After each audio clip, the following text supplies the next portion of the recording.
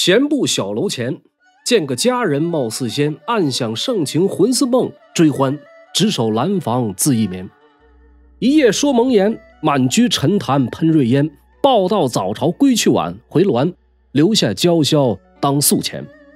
北宋政和年间里的一天啊，大宋天子徽宗赵佶微服出访，生在深宫之中，长在妇人之手，一旦信步长街，自然感觉别有一番境界。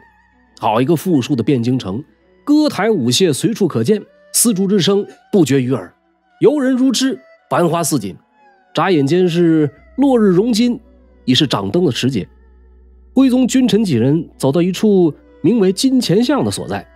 一条小巷分两边，两边接连都是妓馆，没有粉红色的小灯在闪耀，只有打扮妖娆的妓女在帘子底下笑语喧呼，萧韶盈耳。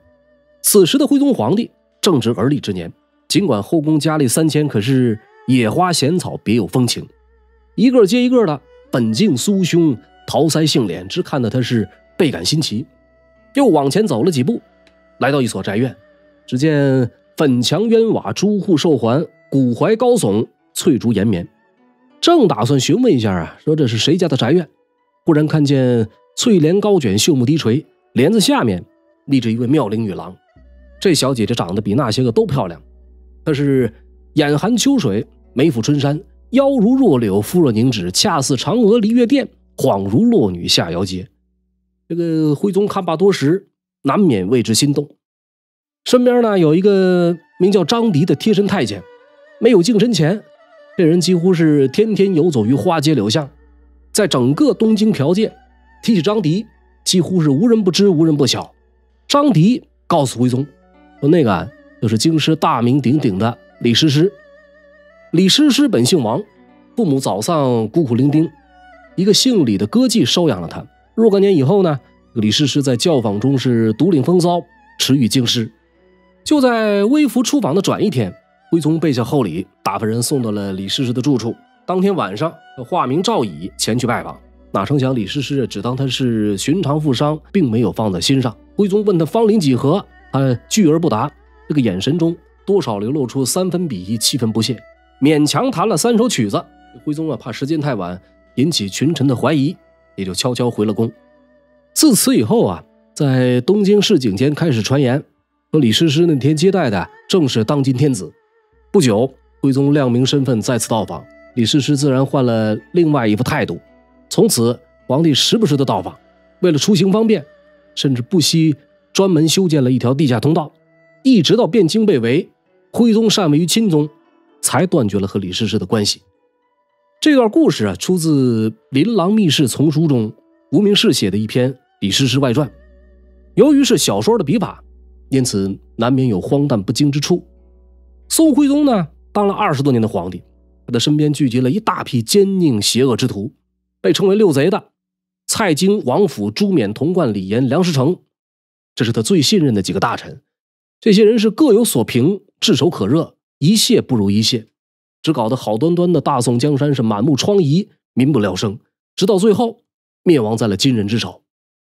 上一回我们重点说了宋金之间似有时无的海上之盟，这一集呢，我们来聊聊北宋2次尴尬的北伐，不惜重金光复一座空城，看一看大宋王朝如何从高山仰止的天朝上国变成了毫无信义的南蛮之邦，从雄踞中原的猛虎如何变成了软弱可欺的待宰羔羊。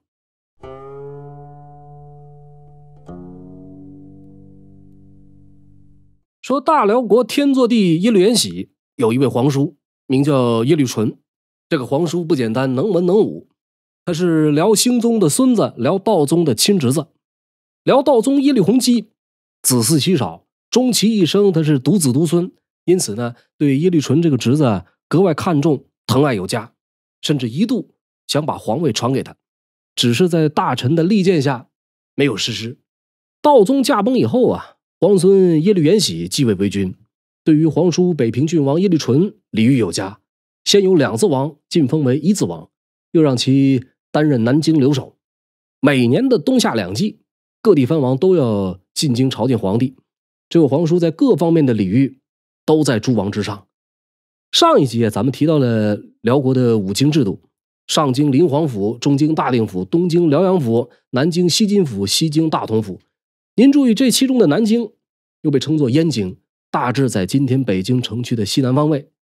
燕京啊，是燕云16州的核心，也是辽金宋三国矛盾冲突的风暴眼。大辽天庆4年，归顺辽国200多年的女真部落啊，在首领完颜阿骨达的率领下，以2500人的兵力起兵反辽。天祚帝指挥不力，辽军是屡战屡败。2年以后啊，天祚帝下诏任命耶律纯为都元帅，允许其自行招募军队抵抗金军。耶律纯接到旨意，马上竖起大旗，招兵买马。当时的辽东地区饱受兵祸，人们见皇叔耶律纯挑起抗金大旗，纷纷前来投奔。没过多久，就招到了3万多人。耶律纯和他的幕僚团队啊，看这些士兵大多和女真人有着破家亡亲的仇恨，因此呢，给这支军队命名为愿军。天庆7年的秋天，耶律纯率领这支愿军北上抗金，可是还没有和金军正面接触，这个愿军内部先爆了个大雷。深秋的东北，士兵们穿着夏装行军，穿着单衣到零下几十度的地区去打仗。这种情况要么是辽军的后勤补给出了问题，要么是当官的太不拿人命当回事儿。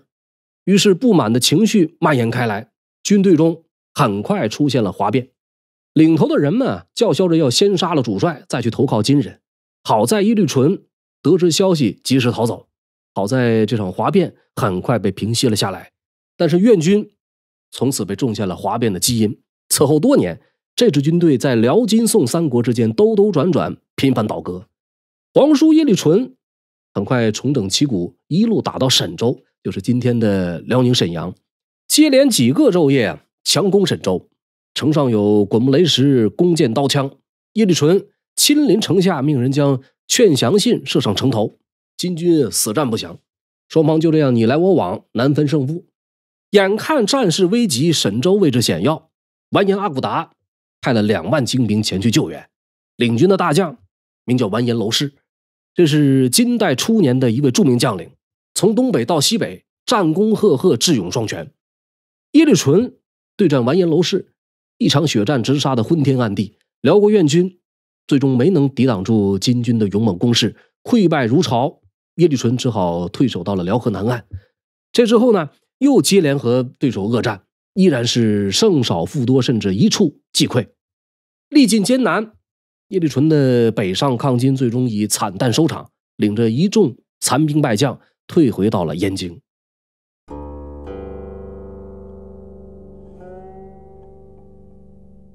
联金灭辽是北宋末年的一大关键。为了和金国南北夹击，大宋从陕西6路抽调精兵15万，准备依约北伐燕京。这部分兵力因为和西夏吐蕃长期作战，称得上是百战精兵，是大宋在当时极为精锐的一支武装力量。可是还没投入北伐，因为方腊反宋声势浩大，他们由童贯率领着被派到了东南战场。方腊很快兵败被俘，一家老小被押到了东京，砍了脑袋。因为剿灭方腊发生变故，宋军根本无暇北伐，宋金双方的关系也随之再度发生变化。宣和3年的2月，金国派使臣到宋朝催促按月出兵，因为分身乏术，又不便告知发生了内乱，宋朝方面呢就编了各种理由拖延搪塞，直到8月才模棱两可的写了封国书让金使带回，但是没有派使节回访。完颜阿骨达没有违背和北宋加攻辽国的约定，可是等来的呢却是一封含糊其辞的国书。宋人的敷衍让金国君臣大为恼火，他们认定宋朝已经毁约。此时的辽国也发生了变故，说大辽天祚帝耶律延禧，他的几个儿子中啊，最贤能的得属次子晋王耶律敖卢沃，他的母亲文妃萧瑟瑟也是深受爱戴，这就渐渐引起了他人的猜忌。皇后萧多里懒和他的哥哥萧凤仙诬陷文妃和南军都统耶律余睹等人谋反，天祚帝呢，于是杀了文妃。1年以后，又赐死了亲生儿子敖卢沃，只跑了一个耶律余睹。这哥们跑哪儿去了呢？他直接投降到了金国，并且受到大金皇帝完颜阿骨达的重用。正是在耶律余睹的引路下，金军大举攻辽，领兵的有阿骨达的弟弟完颜吴乞买，就是后来的金太宗，以及将军年罕乌氏。到转一年正月，金军攻破了辽中京大定府，天祚帝狼狈逃奔燕京。这时候金军已经占领了辽国的东京、上京、中京，绝了辽国皇帝的祖坟。辽军是一败再败，天祚帝担心人在燕京将来没法逃跑，一路向西，又跑到了西京大同府。金国人紧追不舍，云中、朔州、豫州等地被相继攻占，紧接着西京也被拿下。天祚帝跑到了一个叫做夹山的地方藏了起来，从此和燕京方面的联系被金军切断，彼此间音信全无。留守在燕京的辽国宰相李楚温眼看天祚帝只知道逃跑，于是呢和大臣们商量另立皇帝。皇叔耶律纯在风雨飘摇之际被拥立为帝，号称天熙皇帝，将远在夹山的天祚帝降为了湘阴王。这个小朝廷在历史上被称作北辽。值得注意的是参与拥立新君的人里边有一个叫做耶律大石的辽国宗室，后来在辽国灭亡以后建立了西辽政权，并且一度成为中亚霸主，威名远播。那么就在北方已经闹得翻天覆地的时候，人在开封的宋徽宗他在做些什么呢？这位爷正在润色他的艮岳记，历经数年精心打造了一个皇家园林，必须要用一篇特别的文章来加以纪念。宣和4年的3月17，西北方的代州守军向宋廷奏报，说是金国已经占据了山后地区，大量的辽国难民逃到宋境，金军派人送来消息，要求宋军不得收留辽国难民。辽国5京已经被金军攻占其4，再不出兵，怕是连最后一个燕京也轮不到了。徽宗皇帝终于感受到了被动。这年4月燕京的天熙帝耶律纯派遣使臣来到辽宋边界白沟，希望得到宋朝的认可。但是北宋以天祚帝还活着为由，拒绝承认天熙帝政权，把使臣给赶了回去。与此同时宋徽宗派遣童贯担任河北、河东2路宣抚使，领兵15万北上伐辽。这一仗他们到底能否顺利收复燕云呢？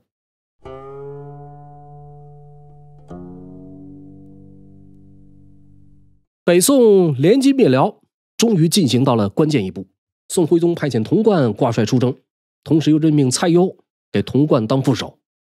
这个蔡攸是蔡京的长子，骄奢淫逸、溜须拍马，比之其父还要略胜一筹。蔡攸显然是专门去镀金分功的，而徽宗皇帝呢，对于这次战役显然太过于乐观。大军临行前，他自以为妥当的给童贯3点指示，说燕人如果迫于天威主动献城投降，视为上策。耶律纯纳表称臣，燕京仍旧交给契丹人统治，等于名义上恢复统治权，这是中策。辽军誓死抵抗，大宋按兵巡边，视为下策。他这上中下3策总结起来就一句话：能不打就不打，不战而屈人兵。兵熊熊一个，将熊熊一窝，这种迷之自信、胡乱指挥，为后来宋军的种种离奇行为提供了合理解释。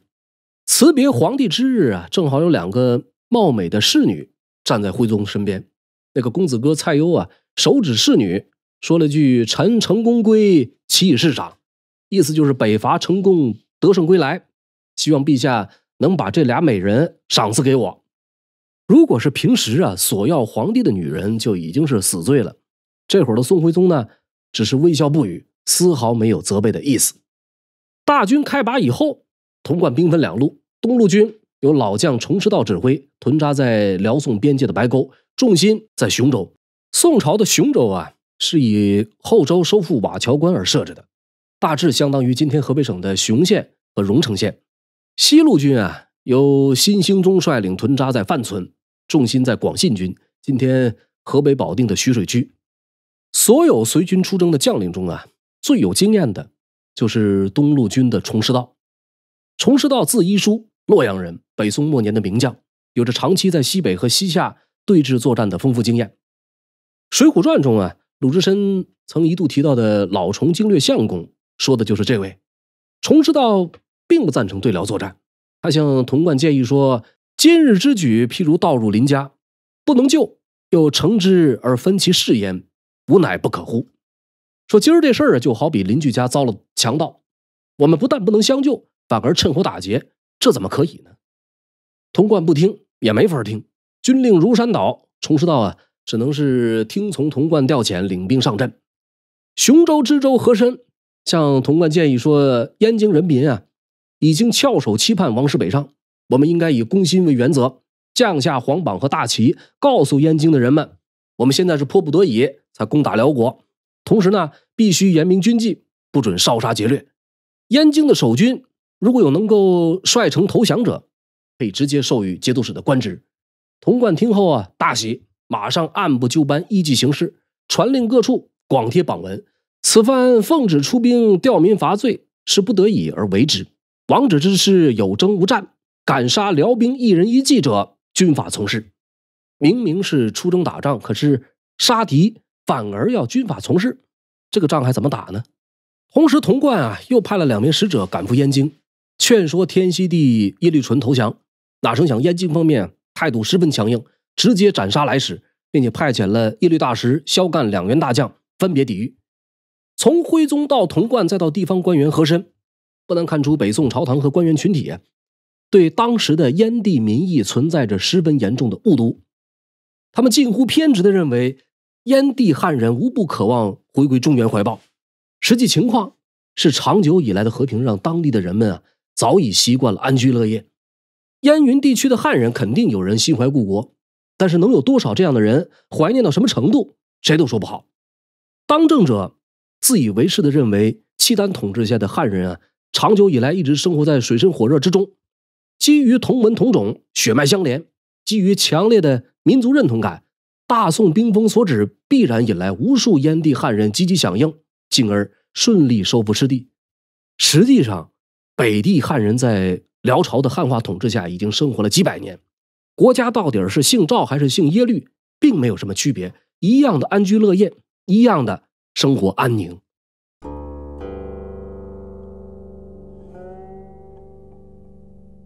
2名使者被耶律淳斩首示众，消息传来，童贯稍感意外，但是并没有改弦更张，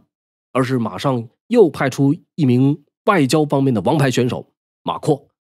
马扩我们在上一集也稍有提及，武举出身，弓马娴熟，精于骑射，几乎全程参与了宋金谈判众多历史大事件的亲历者，也是极少数同时见过宋徽宗、宋高宗、金太祖、金太宗、北辽天熙皇帝、西辽开国皇帝，并且和他们有过正面交往的这么一位传奇人物。马扩被童贯带来北伐，主要也是因为他的外交专长。说马扩出使大辽，辽国派来接办使专程迎接，到了燕京呢，耶律淳亲自召见。大殿之上，耶律淳当面质问马扩，说宋人为何要背弃盟约攻打辽国？马扩回答说，我是为了和平而来的，大宋的军队同样不是来打仗的，早就领受了不可作战的命令。马扩的回答绕开了主要矛盾，甚至有一些强词夺理。事实上呢，他是因为感受到了性命之忧，因为就在他到达燕京之后，宋军遭遇了一次失败。童贯得到情报，说辽军的兵马少之又少，根本不足为惧。于是童贯命令崇师道赶快渡过白沟河，侵入辽京。崇师道迫不得已，只能领兵过河。就在他的军队刚刚过去一小部分的时候，突然遭到了耶律大石的袭击，皮将杨可士所部伤亡最是惨重。其余部队好在崇师道有令，事先准备好了人手一根大木棒，依靠大木棒勉强不至于大败。3天以后，辽军越界杀到，宋军开始向着雄州方向且战且退，恰好赶上风雨大作，士卒奔走，争相逃命，用不着辽军掩杀，互相践踏而死者不计其数。与此同时呢，新兴宗的西路军也吃了败仗，东西2路大军接连惨败，直接让宋军的无能暴露无遗。马扩就是在这之后被放回了宋营，跟随他一块儿去见童贯的还有一位名叫王介如的辽国使者。见到童贯以后，辽使向童贯转达了耶律淳的态度。首先，燕京绝不投降，但是为了表明诚意愿意自动免除岁币，辽宋2国继续保持世代和平。救灾恤邻是古今通宜，现在大宋为了一时之利而抛弃100年之好，为了结交豺狼而甘愿兄弟反目，祸根深重却不自知，大祸不远矣。这一番话说的是句句在理，童贯嘴上直嘎巴，竟然无言以对。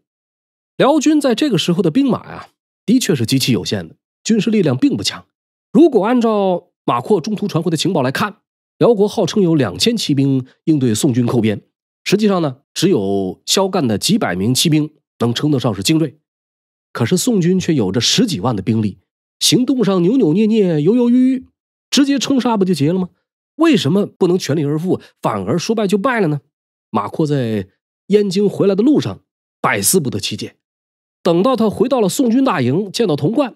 他敏锐地发现啊，童贯的属下对他咬牙切齿，甚至比辽国人还要激动。他们责怪马扩传递了错误的情报，他们认为辽国人马众多，辽军还很强大，他们明显是害怕了。在给皇帝的报告中，也以此为借口来掩饰败绩，同时呢，让最有经验的老将崇师道当了替罪羊，被迫退休之事。同时受罚的还有雄州知州和珅以及高阳关守将侯毅，因为他们一直强调辽军弱小不足为惧，这和童贯的论调明显冲突。不久以后，童贯将辽使王介如送回，临走前王介如还在指责宋朝出尔反尔。紧接着呢，皇帝来了诏令，命令童贯班师回朝。这场雷声大雨点小的第一次北伐，就这样在乱糟糟的声音中草草收了场。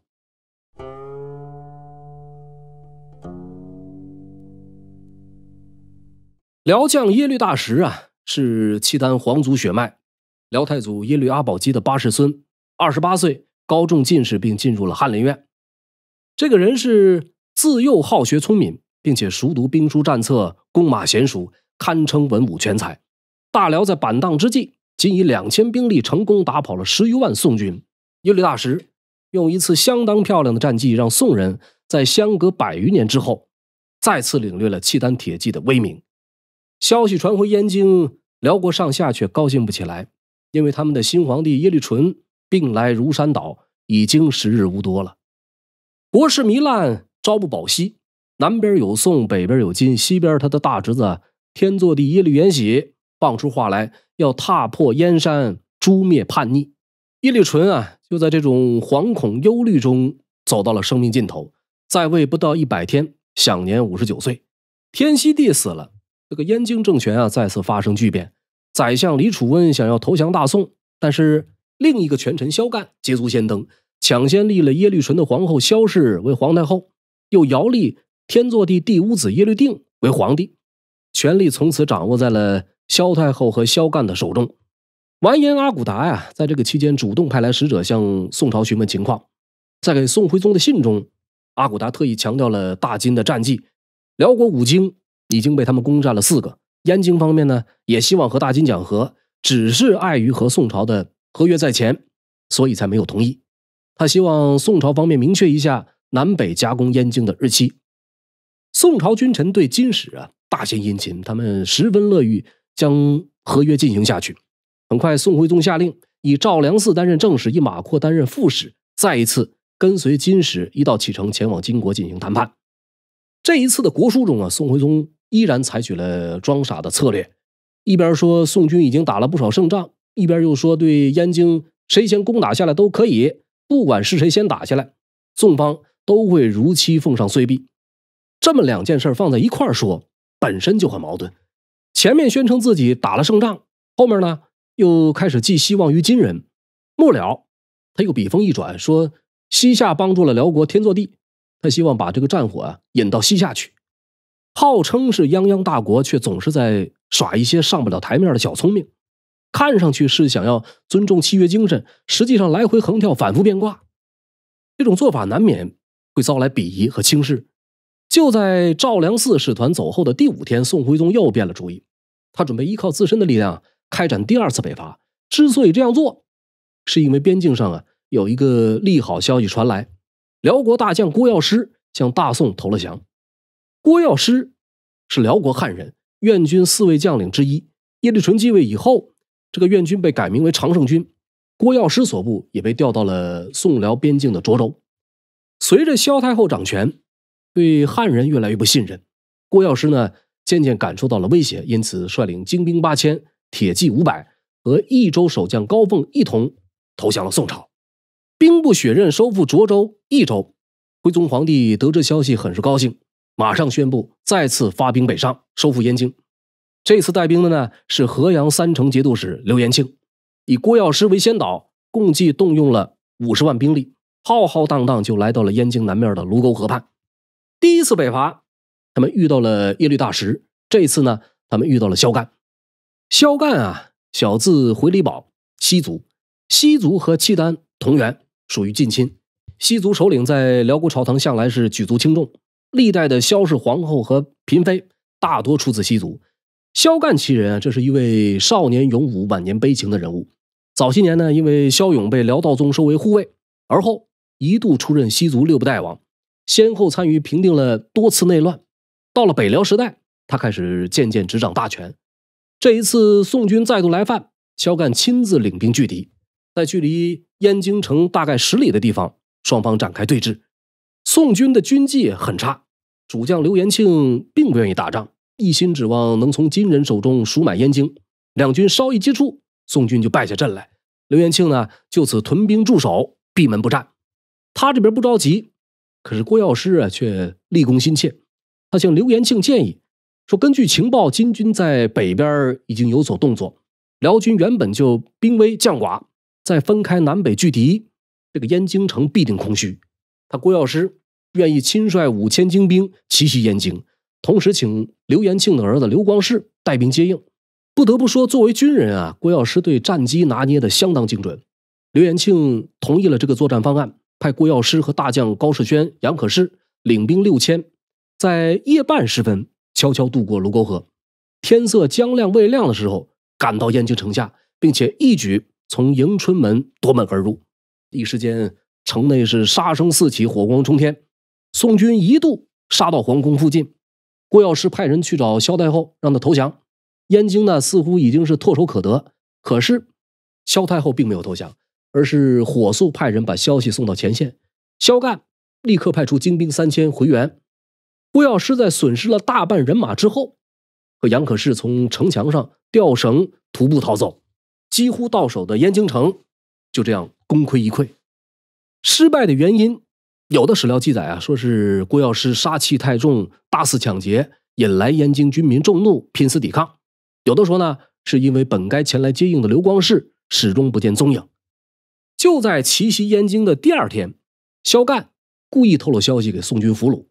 说辽军有数倍于宋军的援兵，很快就会赶到，他们将会举火为号，发起总攻。随后又故意让这名俘虏逃走。一条决定了整场战役的错误信息就这样传到了刘延庆的耳朵。令人费解的是啊，身为主将的刘延庆还真就相信了。当看到敌营方向有大片火光亮起的时候，他选择了立刻稍营撤兵。数十万大军在接到这条突然下达的军令以后，很快从全军撤退变成了乱哄哄的大溃逃。士兵们恨不能泪生双翅，他们毫无秩序，争相逃命，被数量远远少于他们的辽兵肆意冲杀。宋军就这样抱头鼠窜数百里，一直退到了雄州城内，沿途布满了宋军的尸体和盔甲。最为关键的是，从神宗一朝以来，北宋在边境上储备了大量的军用物资，这一次几乎全部损失殆尽。宋徽宗乐观地以为啊，此战必胜，给将士们赏赐都备好了，带到了前线。这下可好，全部免费送给了萧干和辽军将士。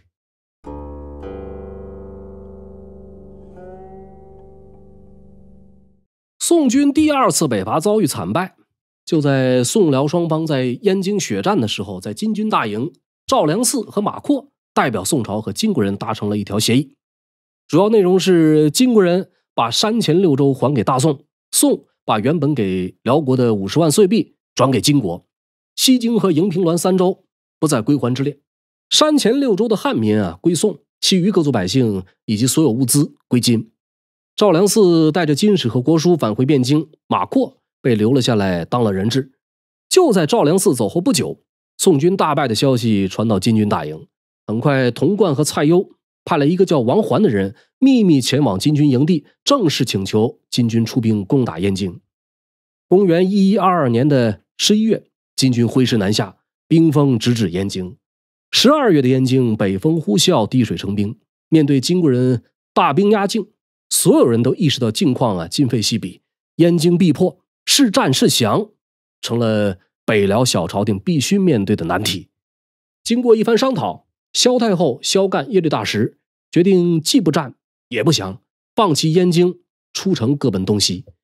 这位萧太后后来被天祚帝赐死，萧干呢兵败身死。耶律大石是一路西行，在1124年重建大辽，史称西辽。西辽强盛一时，成为中亚霸主。90多年以后，最后被蒙古所灭。